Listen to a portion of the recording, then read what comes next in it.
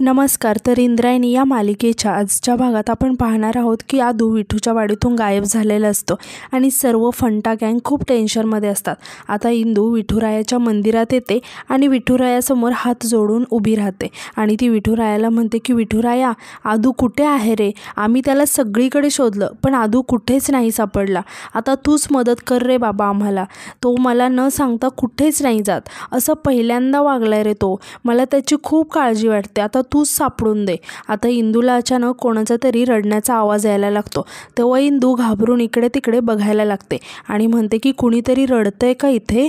आणि ती विठुरायाकडे बघत म्हणते की अरे विठुराया, हा तर आदू. असं म्हणून ती शांत होते आणि ती हळूहळू विठुरायाच्या पाठी जाऊन बघते तर तिथे आदू रडत बसलेला असतो आणि आदूला बघून ती आश्चर्याने विचारते की आदू, अरे असा का बसला इथे रडत? आणि म्हणते की सगळे किती टेन्शनमध्ये आहेत तुला माहिती आहे का?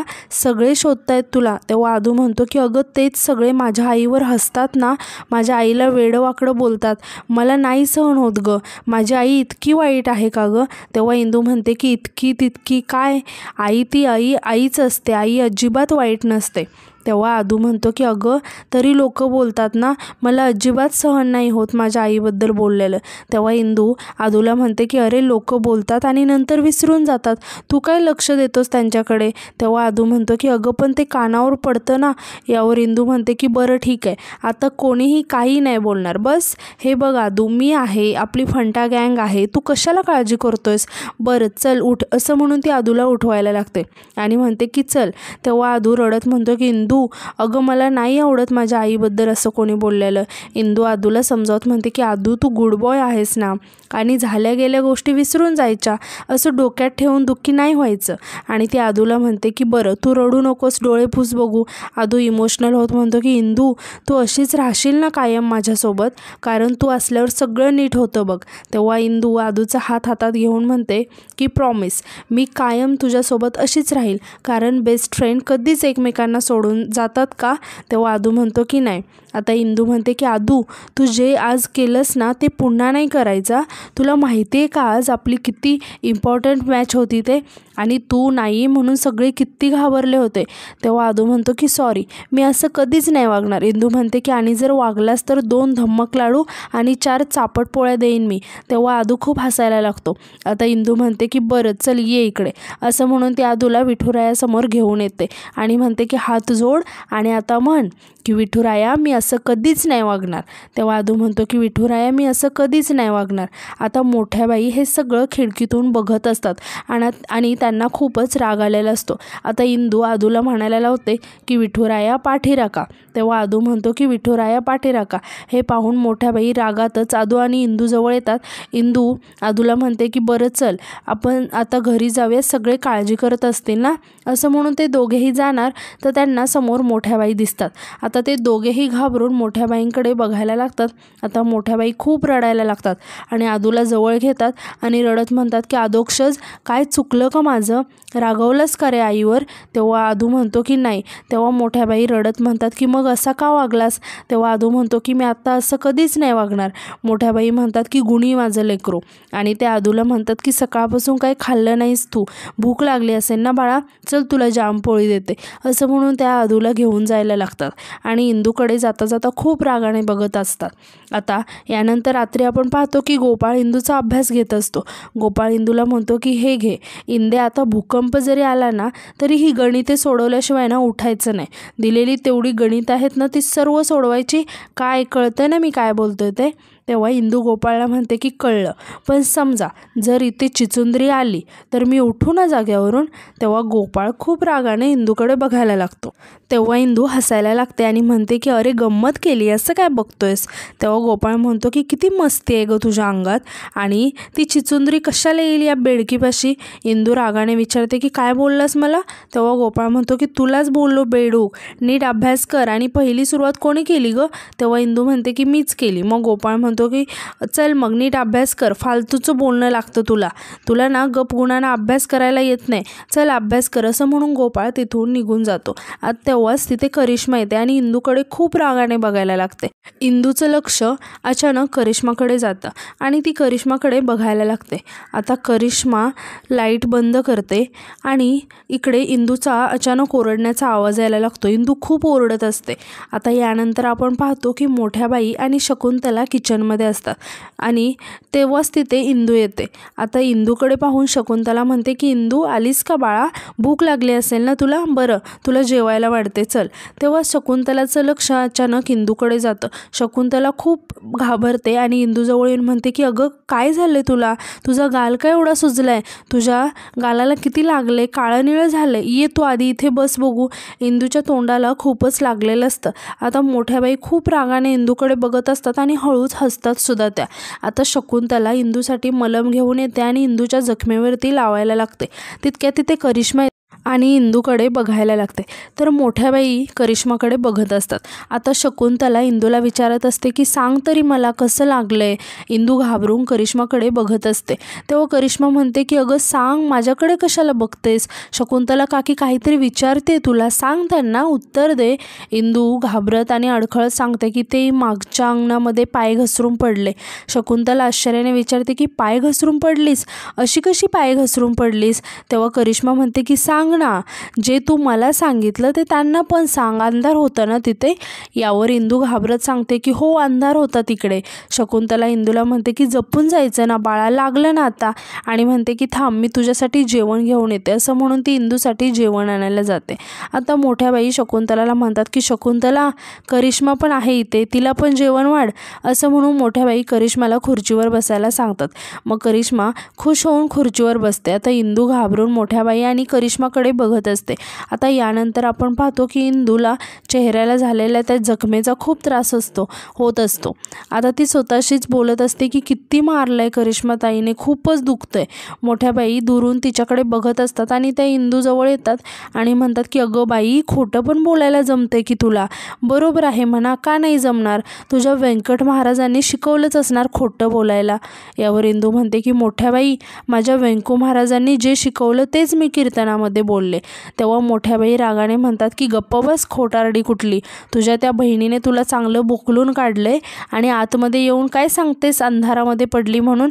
असं म्हणून त्या मोठ्याने हसायला लागतात. आता इंदू आश्चर्याने मोठ्या बाईंना म्हणते की तुम्हाला कसं माहिती. तेव्हा मोठ्या बाई म्हणतात की बोललीस ना खोटं. यावर इंदू मोठ्या बाईंना म्हणते की मोठ्या बाई आता यामुळे तिला नका ओरडू प्लीज. तेव्हा मोठ्या बाई हसायला लागतात आणि म्हणतात की त्या करिश्माने तुला मारलं म्हणून मी तिला ओरडणार आहे असं तुला वाटतं का. हट, ही आनंदी ना आता कधीच बदलली आहे, तू तिला बदलवलंस, उलट तिने तुला मारलं ना याचा मला खूप आनंद होतोय. पण खरं सांगू का, मीच तिला सांगितलं होतं तुला बुकलायला. तेव्हा इंदू आश्चर्याने विचारते की काय, तुम्ही सांगितलं तिला मला मारायला. यावर मोठ्या बाई म्हणतात की हो, तुला मोठेपणा मिरवण्याची खूप हौस आहे ना, मग घे मोठेपणा. मग मोठेपणाच्या यातना खूप कठीण असतात आणि तुझ्या यातना ना मी अजून कठीण करणार आहे. जया अंगी मोठेपण तया यातना कठीण. इंदू घाबरून मोठ्या बाईंकडे बघत असते. यानंतर रात्री आपण पाहतो की आदू एकटाच खेळत असतो. तेव्हाच बाळंभट आदूला म्हणतात की अधोक्षज महाराज एवढ्या रात्री तुम्ही खेळताय, ते सुद्धा चप्पल न घालता.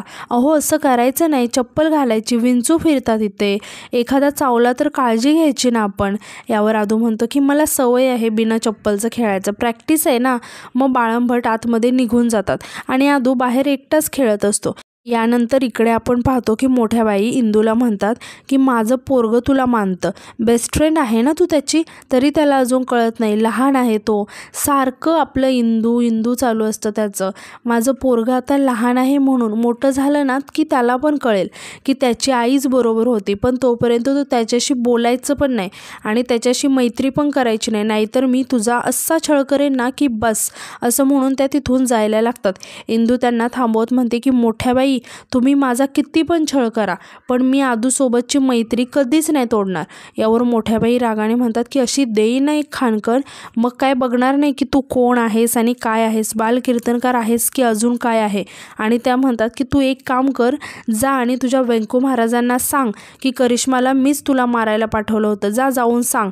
तेव्हा इंदू म्हणते की मोठ्याबाई, मी व्यंकू महाराजांना करिश्माताईंचे गाऱ्हाण नाही सांगणार आणि तुमचं पण नाही सांगणार, कारण मला माझा धर्म कसा पाळायचा आहे हे माझ्या गुरूंनी चांगलं शिकवलं आहे. मोठ्याबाई हसत म्हणतात की तुझा धर्म, पण मग मी काय कोणत्या वेगळ्या धर्मातून आली आहे का. इंदू म्हणते की तसं नाही, मी तुम्हाला एक गोष्ट सांगते. यावर मोठ्याबाई चिडून म्हणतात की गप्प बस, मला काही तुझी गोष्ट वगैरे ऐकायची नाही. इंदू म्हणते की ऐका तरी, खूप महत्त्वाचे आहे आणि मोठी पण आहे. असं म्हणून ती मोठ्याबाईंना जबरदस्तीने बसायला सांगते आणि म्हणते की लक्ष देऊन ऐका. एक साधू महाराज होते आणि ते नदीमध्ये स्नान करत होते. त्यांना एक विंचू पाण्यामध्ये बुडताना दिसला. तो विंचू बाहेर येण्याचा खूप प्रयत्न करत असतो, पण त्याला काही जमतच नाही. म्हणून त्या साधू महाराजांनी त्या विंचवाला बाहेर काढलं. बाहेर काढल्यानंतर त्या विंचवाने त्यांच्याच हाताला डंक मारला आणि तो परत पाण्यात पडला. मग साधू महाराजांनी त्याला परत पाण्यातून बाहेर काढलं, तर त्याने परत त्यांना डंक मारला. मग परत तो पाण्यात पडला आणि साधू महाराजांनी परत त्याला बाहेर काढलं. असं खूप वेळा झालं. असं करत करत त्या साधू महाराजांचा हात पूर्ण रक्तबंबाळ होऊन गेला. मग एक माणूस म्हणाला की अहो साधू महाराज, तुम्हाला तो विंचू एवढा डंक मारतोय तरी तुम्ही त्याला वाचवताय, सोडा त्याला पाण्यात. यावर साधू महाराज बोलले की विंचवाचा धर्म आहे डंक मारणे आणि माझा धर्म आहे प्राण वाचवणे. मग तो त्याचा धर्म सोडत नसेल तर मी माझा धर्म का सोडू. मोठ्याबाई रागाने म्हणतात की मला विंचू म्हणतेस का, असं म्हणून त्या इंदूवर हात उचलतात. तितक्यात बाळंभट आदूला घेऊन ओढत तिथे येतात. आता आदू बेशुद्ध झालेला असतो. बाळंभट खूपच घाबरलेले असतात. मोठ्याबाई आदूला बघून खूप घाबरतात आणि धावतच त्याच्याजवळ जातात आणि विचारतात की काय झालं माझ्या अधोक्षजला. इंदूसुद्धा धावतच त्यांच्याजवळ जाते. तेव्हा बाळंभट सांगतात की अधोक्षजला विंचवाने डंक मारलाय. मोठ्याबाई आणि इंदू खूप घाबरतात. आता इंदू घाबरून आदूला आवाज देत त्याला उठवण्याचा प्रयत्न करत असते. यानंतर आपण पाहतो की डॉक्टर आतमध्ये आदूला चेक करत असतात आणि बाहेर सर्वजण जमलेले असतात. अंताजी म्हणतात की हे विंचवाचं विष सापापेक्षा विषारी असतं, प्रमाण कमी होतं म्हणून बरं. विठूची कृपा झाली. ही पोरं अंधारामध्ये काट्याकुट्यात कशाला खेळतात तेच समजत नाही. यांचा खेळ होतो पण आईबापाच्या जीवाला घोर लागतो ना, असं म्हणून ते थोडेसे इमोशनल होतात. व्यंकू महाराज म्हणतात की दादा ऐक, तू एवढा ताण घेऊ नकोस. विठुराया आहे ना, तो आपल्या आदूला काही होऊ देणार नाही. आणि अरे लहान पोरं आहेत, दंगामस्ती करतात, साधा एक अपघात झाला आहे, त्यात आदूचा काही दोष नाही आहे. अंताजी चिडून म्हणतात की असं कसं बोलतोस तू व्यंकट, त्याचा दोष नाही आहे. अनवाणी जात असतात का तिकडे, चप्पल तरी घालायची ना त्याने. तितक्यात डॉक्टर आदूला चेक करून बाहेर येतात. आता अंताजी डॉक्टरला विचारतात की डॉक्टर बरा आहे ना माझा अधोक्षज. यावर डॉक्टर सांगतात की हो, वेळीच कळालं म्हणून बरं झालं, आणखी थोडा उशीर झाला असताना तर पूर्ण शरीरात विष भिनलं असतं आणि धोका वाढला असता. व्यंकू महाराज विचारतात की डॉक्टर काळजीचं काही कारण नाही ना. तेव्हा डॉक्टर सांगतात की तसं मी त्याला इंजेक्शन दिलं आहे, त्याने नक्कीच फरक पडेल, पण आता त्याला आरामाची गरज आहे. मी काही औषधं लिहून दिली आहेत, ती त्याला द्या. त्याने थोडीशी गुंगी येईल पण काळजी करण्याचं काही कारण नाही आणि काही लागलं तर कळवा. अंताजी डॉक्टरांना त्यांची फीस देतात. आता डॉक्टर पुढे म्हणतात की आणि हो, पुढचे काही दिवस त्याला शाळेत नका पाठवू, त्याला पूर्ण आराम करू देत. असं बोलून ते तिथून निघून जातात. अंताजी आदूला भेटण्यासाठी आतमध्ये जातात. आता इंदू इकडे खूपच घाबरले